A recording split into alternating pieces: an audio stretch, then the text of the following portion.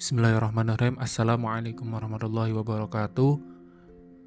Selamat sore untuk Ibu Fajar Bilqis dan selamat sore untuk teman-teman semuanya.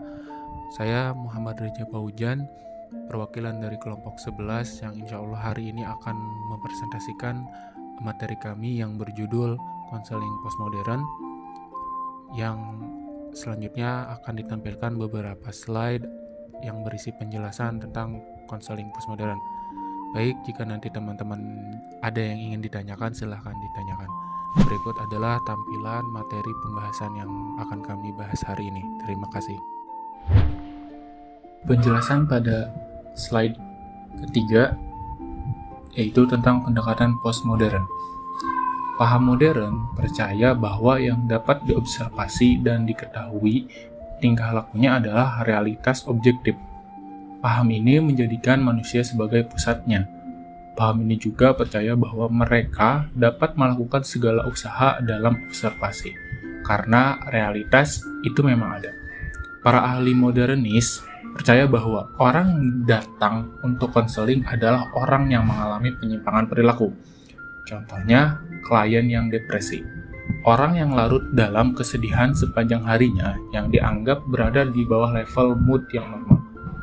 Sebaliknya, paham postmodern percaya pada realitas subjektif yang menganggap realitas itu tidak ada dan tidak dengan bebas diobservasi. Pada slide selanjutnya adalah tentang kelebihan dan kekurangan konseling postmodern. Jadi, konseling postmodern itu memiliki kelebihan dan kekurangan. Untuk kelebihannya sendiri yaitu yang pertama, terdapat karakteristik dari praktisi yang non-pathologing dengan konstruksi sosial, solusi sampai fokus, atau orientasi naratif yang memberikan kontribusi besar bagi seorang konseling. Nah, yang kedua, keringkasan adalah daya tarik SFBT. Nah, yang ketiga, hasil survei mengatakan bahwa hampir 100% konseli menghadiri sekitar 4 sesi atau bahkan lebih untuk mendapatkan ketuntasan dalam mencapai tujuan konseling. Nah, di dalam kekurangannya sendiri yaitu yang pertama ada postmodern yang sangat semangat dalam mempromosikan narasi-narasi. Yang kedua, postmodern tidak membedakan antara ideologi. Terus yang ketiga, postmodern menuntut untuk menyingkirkan cerita-cerita besar demi sebuah cerita kecil. Nah, yang keempat, pada asumsi klien sebagai ahlinya, tanda kutip, akan menimbulkan kemungkinan kurangnya percaya dari seorang konselor. Nah, yang terakhir, tidak cocok untuk masalah psikopatologis. Nah, pada slide yang ini kita ditampilkan visual dari para ahli terapi postmodern. Yang pertama ada Inso Kimberg pada tahun 1994, yang kedua ada Steve DeSazer pada tahun 1985, yang ketiga ada Michael White 1990, dan yang terakhir ada David Epstein 1990. Beliau adalah para ahli di bidang terapi postmodern. Baik, selanjutnya saya akan menjelaskan social constructionism. Yang pertama ada social constructionism, mengajak kita secara kritis dengan memandang bahwa pengetahuan yang kita terima selalu benar. Kedua, social constructionism percaya bahwa bahasa dan konsep yang biasa kita gunakan memiliki sejarah dan latar budaya masing-masing yang spesifik. Ketiga, social constructionism menyatakan bahwa pengetahuan terbentuk dari suatu proses sosial. Dan keempat, social constructionism dipahami dengan menggunakan beragam paham dalam bentuk yang berbeda-beda. Selanjutnya, tujuan konseling postmodern. Tujuan dari terapi terfokus sendiri di antara lain untuk pemahaman diri sendiri, pengorganisasian cara berpikir yang lebih logis dan rasional, mengubah perilaku menjadi lebih sehat, memulihkan indera perasa pada suatu keadaan yang terbuka dan optimal, membantu klien untuk membangun visi masa depan mereka, membantu klien untuk mengulang keberhasilan yang pernah dicapai dan lainnya. Oke, next. Tahapan teori terfokus. Yang pertama, struktur bond. Pada tahap ini, pengalaman implisit perlu untuk interaksi yang berjalan dengan lingkungan yang tidak berfungsi. Yang kedua, parturian, memusatkan perhatian pada indera perasa, tahap yang memusatkan perhatian dan pikiran. Yang ketiga, nasken, ketika tujuan-tujuan yang tidak bekerja sebagaimana mestinya.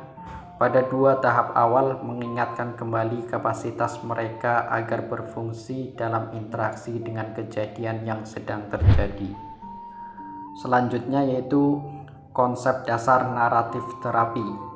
Terapi naratif dianjurkan untuk membangun pendekatan kolaboratif dengan minat khusus pada klien, dengan cara mendengarkan cerita-cerita untuk mencari tahu dalam kehidupan klien, menggunakan pertanyaan sebagai cara untuk melibatkan klien.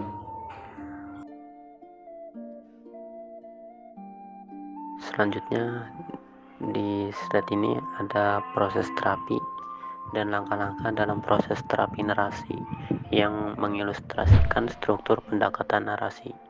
Yang pertama ada bekerja sama dengan klien, kedua mewujudkan masalah dalam hubungan penekanan, ketiga meminta klien untuk melihat kisahnya dari perspektif yang berbeda. Kemudian yang keempat ada mencari bukti-bukti terdahulu atau yang sudah terlewati. Kelima, meminta klien untuk berspekulasi mengenai masa depan yang ingin dicapai. Keenam, mencari atau membuat penonton memahami dan mendukung cerita baru. Selanjutnya ada kelebihan dan kekurangan terapi naratif. Kelebihannya di dalam terapi naratif antara lain, yang pertama mendapatkan solusi yang lebih cepat, kemudian lebih fleksibel. Lalu yang ketiga bisa diterapkan di segala jenjang umur dan status sosial, dan bisa berbagi perasaan dengan orang lain. Lalu untuk mengembangkan hubungan yang dekat dan partisipatif. Kemudian dari segi kekurangannya ada beberapa, antara lain cerita bisa dibuat-buat atau bisa direkayasa, kemudian membutuhkan waktu atau masa terapi yang lumayan panjang. Slide berikutnya ada implementasi konseling postmodern di sekolah, antara lain untuk mengetahui pandangan klien. Kemudian yang kedua, untuk membantu klien peduli terhadap konseptualisasinya dan bagaimana hal tersebut dapat dilakukan dalam rentan hidup mereka. Kemudian untuk mendukung klien dalam menerapkan gagasan-gagasan atau ide yang dimilikinya. Dan yang terakhir, untuk mempertahankan konstruksi klien dan tidak meninggalkannya demi ide-ide yang lebih ilmiah seperti tipe sehat dan kepribadian. Sekian penjabaran dari kelompok kami. Terima kasih.